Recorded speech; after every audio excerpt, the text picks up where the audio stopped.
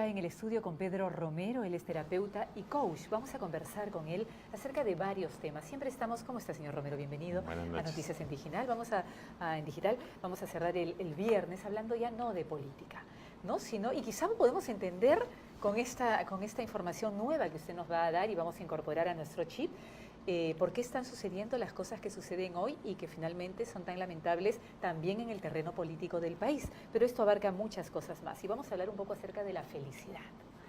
Pero antes contarles que el señor Pedro Romero es coach, es terapeuta en temas de familia y también de personas, ¿no? Ha escrito varios libros, 3 de ellos, Antes que termine el día, es un título muy lindo, El lado bueno de la vida, y otro que se llama Adiós, Mr. Bullying, y el último, Con amor de padre. Son los 4 libros que ha escrito en tan solo 5 años. Es realmente un tiempo récord para escribir tantos libros.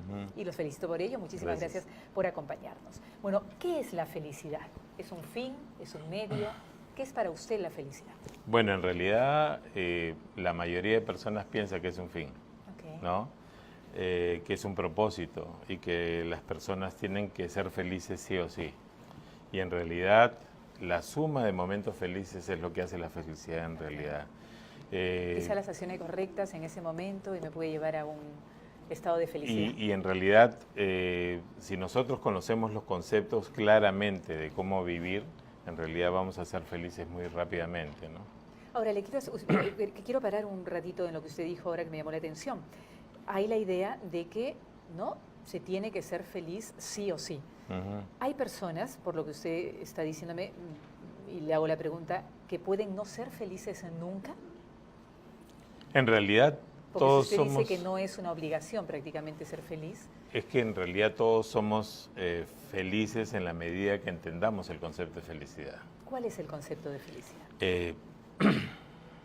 Resulta de que nosotros concebimos, o la mayoría concibe la felicidad como que el éxito económico, el éxito social de la construcción de relaciones, que es importante, pero no lo es todo. El tener una pareja. El tener una pareja, tener hijos, todo esto maestrías, diplomados, estudios, suma trabajo. A tener ese propósito regular que es, soy feliz cuando he logrado esto.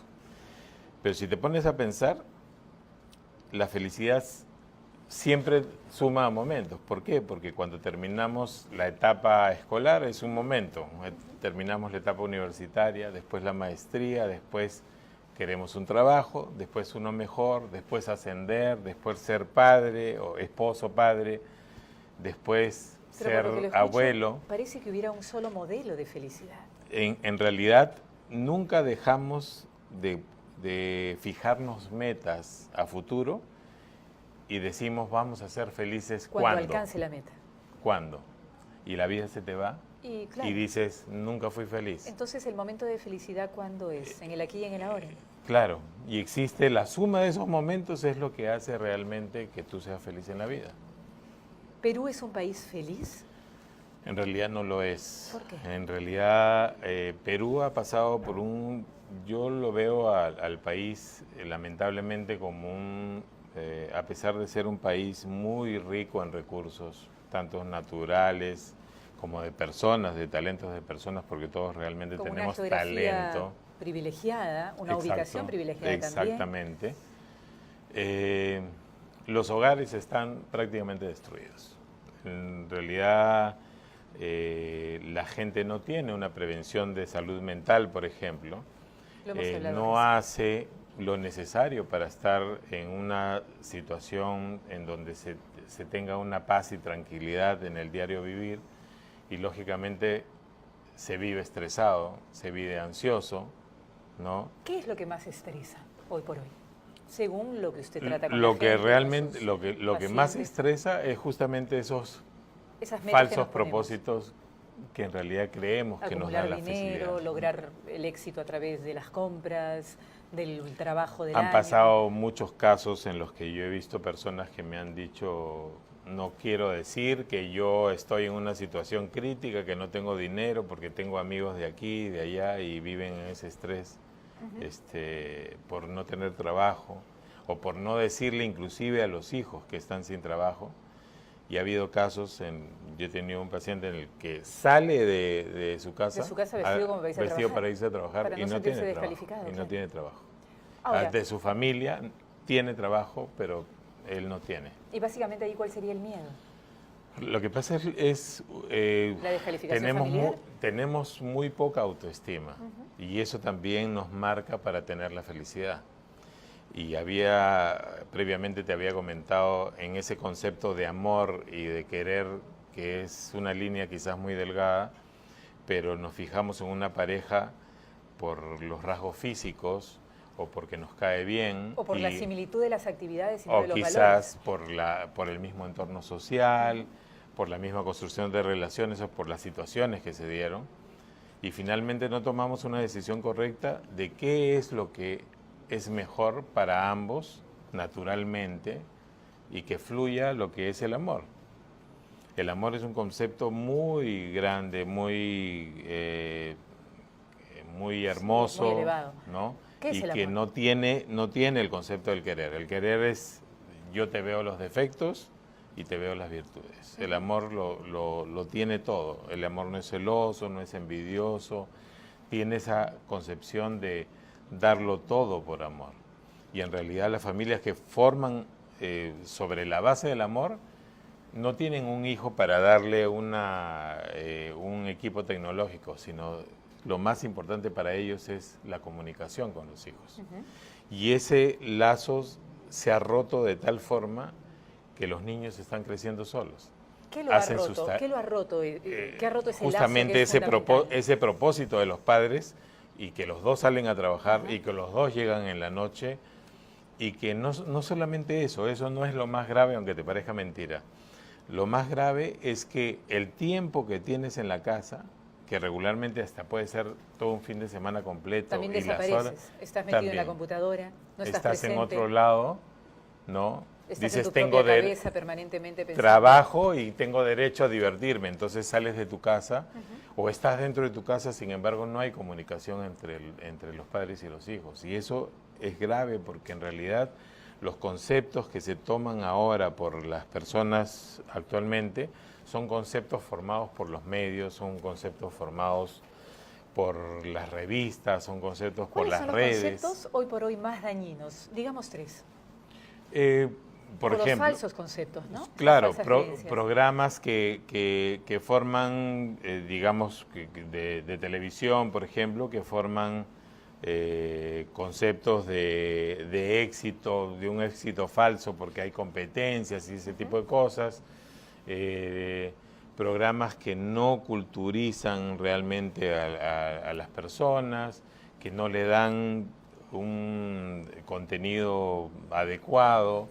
Y que los mismos chicos al crecer están buscando su propia información, lo que más les atrae de forma de entretenimiento, y muchas veces esa forma de entretenimiento no es algo que le sume, ¿no? Y ese concepto de felicidad, porque usted empezó la entrevista diciendo que la felicidad, cuando yo le pregunté si era un fin o un medio, usted dijo que la felicidad, si bien son ¿no? ir viviendo los momentos, en el momento que pasa, en el aquí y en el ahora, ¿no? Pero nos confundimos que voy a ser feliz cuando llegue al objetivo y no disfruto el viaje. Exacto. ¿Este mismo concepto lo tienen los jóvenes hoy en día?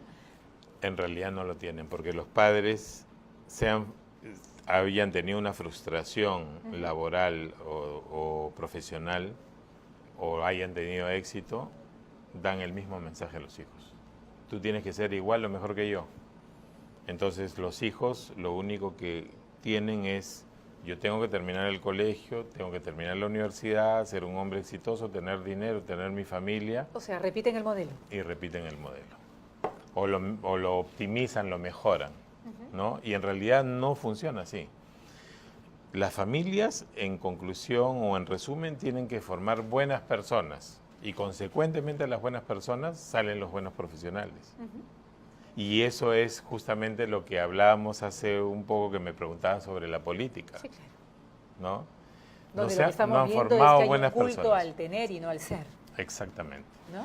Es una generación de servicio hacia los demás, y sin embargo no funciona así. Los profesionales no están buscando servir, están buscando servirse. Y no solamente pasa con la parte de los políticos, pasa inclusive con los médicos, Sí, claro. pasa con abogados, con un sinnúmero de personas que no buscan cómo devolver y ser agradecido de lo que se tiene para corresponder a otras personas y darle a los demás lo bueno, ¿no? Usted habla en esta ayuda a memoria que nos mandó, y decía que todas las familias tienen problemas. ¿Cuáles son los problemas más comunes de la familia? ¿El dinero? ¿La falta de trabajo? ¿La enfermedad? Aunque te parezca mentira, el dinero no debería ser un problema. Ok. ¿Sino una oportunidad? Sí, porque en realidad la prosperidad y la abundancia en las personas o en las familias depende mucho de lo que tú hagas. Primero, ser agradecido. Si tú eres agradecido, todo el universo conspira para que todo te vaya bien. Eso es muy lindo. Y Sí. todo lo que venga después se convierten en retos y no en problemas. Ahora, una persona que lo escucha puede decir, Señor, yo soy muy agradecido, todo el día agradezco, pero estoy misio, no tengo cómo pagar el colegio, mis hijos tienen que empezar a estudiar, tengo 3 hijos y no tengo trabajo. Y soy sumamente infeliz. Es que en realidad algo... ¿Qué le podemos decir a ese señor o a esa señora que nos escucha? Que el ser agradecido tiene dos variables. El primero, tener fe y paciencia. Y el segundo, corresponder a otras personas de lo poco que recibes tú. Cuando algo de eso no funciona lo demás. O sea, no es ser agradecido, o como me decían, yo tengo que meditar 2 horas al día. Pero no es para porretear, es realmente meditar.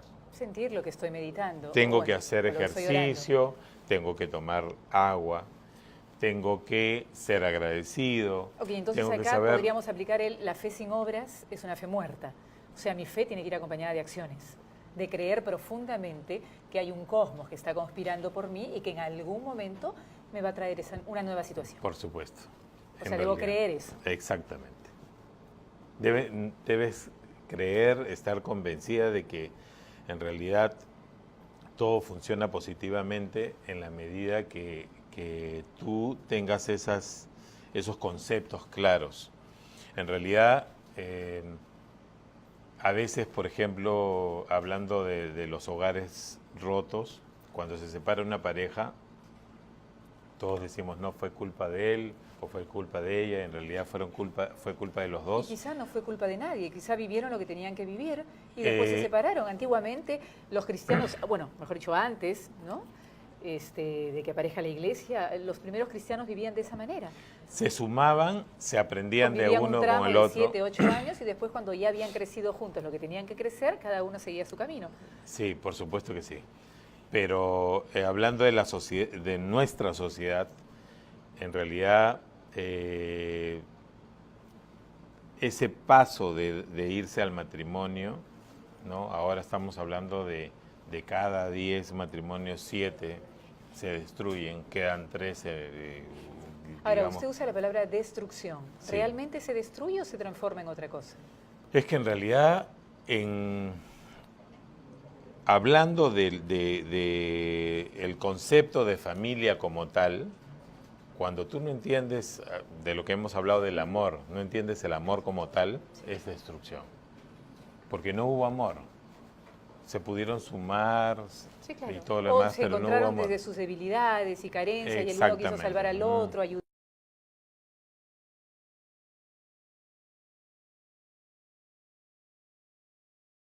¿Qué debería pasar para que un matrimonio, por ejemplo, ya que usted ha tocado el tema del matrimonio, funcione de una mejor manera o funcione verdaderamente? Encontrarse 2 personas completas ya.